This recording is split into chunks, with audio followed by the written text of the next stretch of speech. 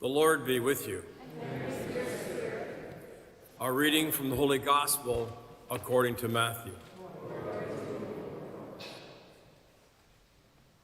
Jesus began to show his disciples that he must go to Jerusalem and undergo great suffering at the hands of the elders and chief priests and scribes, and be killed, and on the third day be raised.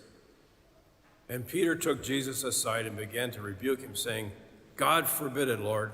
This must never happen to you." But he turned and said to Peter, "Get behind me, Satan. You are a stumbling block to me, for you are thinking not as God does, but as humans do." Then Jesus told his disciples, "If anyone wants to become my follower, let him deny himself and take up his cross and follow me. For whoever wants to save their life will lose it, and whoever loses their life for my sake will find it. For what will it profit anyone to gain the whole world but forfeit their life? Or what will anyone give in return for their life? For the Son of Man is to come with his angels in the glory of his Father, and then he will repay each according to their work." The Gospel of the Lord. Praise you, Lord.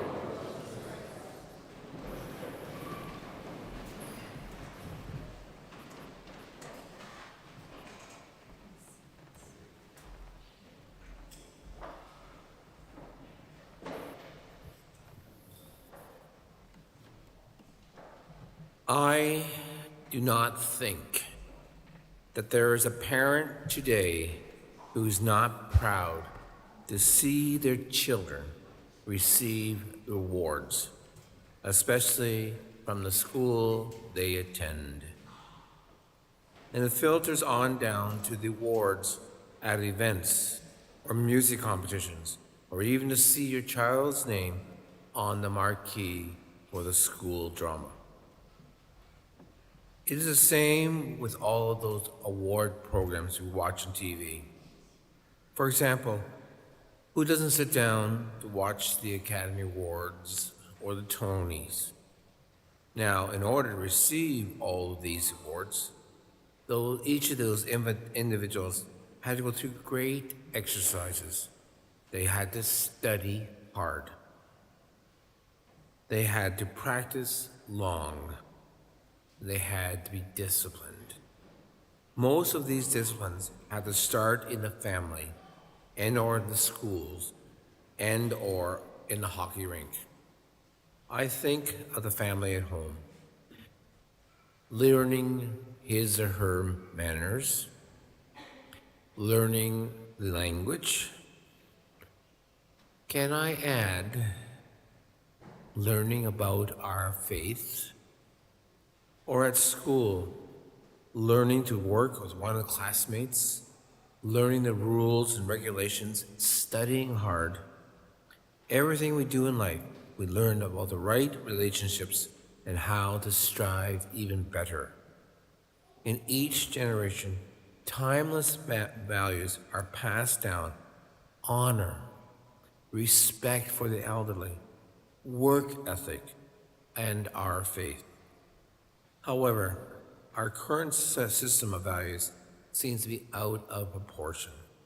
For example, the family does not seem to be the same as it was a generation ago. Honor and commitment, respect for our neighbors, a work ethic, passing on the faith appears not necessarily in all cases, but it seems to be eroding. Whereas the emphasis on earthly goods, such as temporal wealth or temporal goods, seems to be growing. And this is an error. As Catholics, as Christians, our awards, and not our goals are received here on earth. Our awards, and our goals should be centered on this in this world, aimed at this and aim for this life.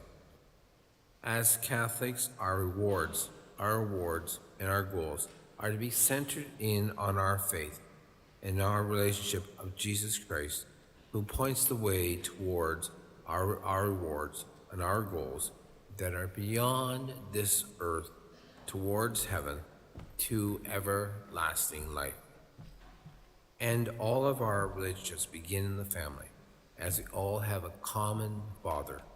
And it is God the Father who wants to form those correct relationships that not only includes moms and dads, or brothers and sisters, or peers and neighbors, but a relationship that includes Him, as we cannot do anything without Him. Every day we see the relationships of hatred and destruction, treating others with contempt instead of treating others in love.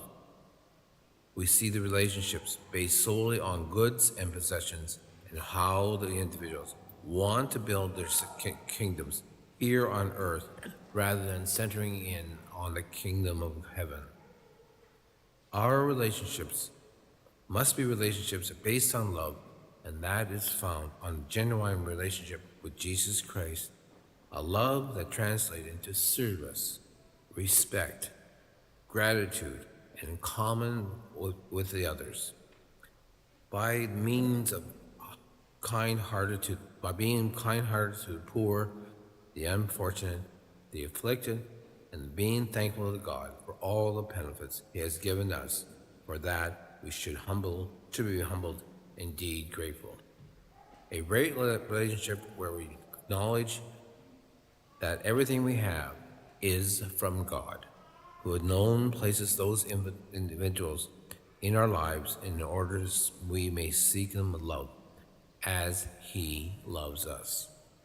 And if we are strong, we help the weak. And if we are weak, we receive with grace all of our assistance. For us who are strong, we must protect the weak, especially our children, from evil, to teach them to do good works because they're like twigs of a tree. The young can be easily influenced. All of us who teach, our parents, educated, religious, and even our leaders must all teach with deep love and with greatest of patience, most of all with profound humility. It is through the Eucharist that we receive to be molded and transformed, to be the best of parents, to be the best of educators, be the best coaches, to be the best of examples for others, especially our children, for our neighbors and co-workers. Molded and transformed until our bodies, our lives are conformed to Christ. Our Eucharist invites us to leave holy lists and prayer. Today we're not at a graduation ceremony, nor are we at an awards banquet or at the Academy Awards. We are here at Holy Mass. We have been invited to the wedding banquet every time we attend a Holy Mass, and as it is Jesus who sends us the invitation. Jesus knows that we are weak. He knows that we are sinners, yet He who never stops is inviting us to come forward to receive Him in the Eucharist.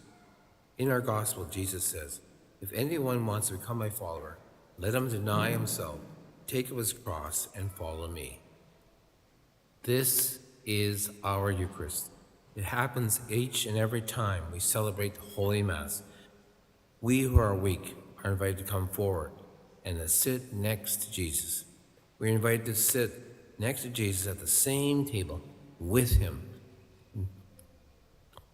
and not only for today, but for eternity, for that day when we will receive Him in the eternal banquet of heaven.